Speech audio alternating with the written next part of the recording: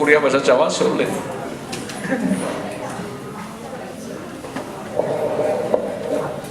Ini kembali, ada patogen, ada lingkungan yang mendukung, ada inang. Patogennya apa tadi ya? Ada patogen manusia yang enterik, bakteri enterik, ada patogen tumbuhan yang bertindak sebagai patogen manusia.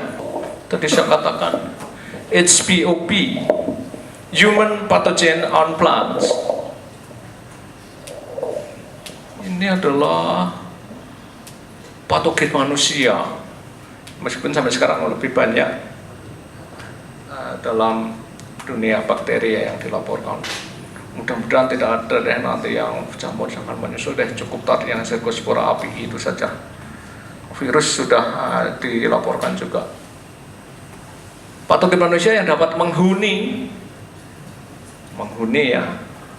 Kok bisa menghuni? Oh, tadi ada temennya ya yang mensupport keberadaannya.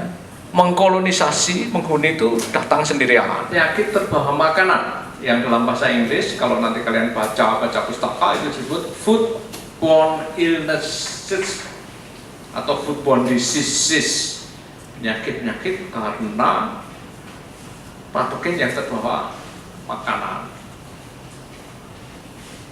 Nah, kalau kalian makan apa itu roti tawar yang sudah berjamur, itu jelas itu akan keracunannya, tapi nggak mungkin ya, kecuali kalian kelaparan banget dan agak sedikit rakus gitu. Wah, sayang ini masih ada satu potong ya, ada jamur sedikit, nggak apa-apa, buang aja deh sedikitnya itu. Misalnya ada spora, ada toksin yang masih tinggal di situ ya. Nah, kalau ini yang terjadi produknya itu bersih, hampir tidak, ya bukan hampir tidak tidak terlihat dengan mata telanjang, produknya itu bersih dan dimakan menjadi sakit. Ya karena penyebabnya adalah makro halus ya, bakteri, jamur, terus butuh mikroskop untuk melihat itu ya. Apa saja itu? Misalnya yang pertama wabah Zika. Nah, gejalanya apa itu? Sangat luar biasa karena diare berdarah dengan komplikasi yang berat. Banyak yang komplain ini, banyak perusahaan-perusahaan penyedia fresh food, fresh vegetable yang kemudian tutup ya, ditutup paksa oleh pemerintah karena itu ya, karena adanya hemolytic uremic syndrome. Apa itu saya nggak tahu. Tapi hemolytic itu kaitannya dengan darah, lytic itu lisis, darah, sel-sel darahnya mengalami lisis, kemudian terjadi bleeding, pendarahan. Nah, itu akan menyebabkan kematian ya. Itu yang terjadi di Jerman. Kalau tadi kebanyakan yang awal-awal tadi di Amerika, ini di Jerman. Tapi kemudian muncul lagi kasus di Amerika yang akhir-akhir ini menghangat. Dan saya kira IMHBT kemudian punya gagasan seperti itu. Apa yang terjadi dengan apel Gala dan Granny Smith ya?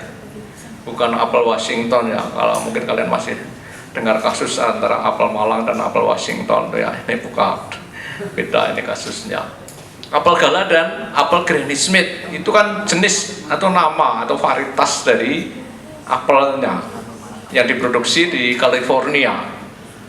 Itu karena produk petanian yang tengah itu adalah okra dalam bahasa Indonesia.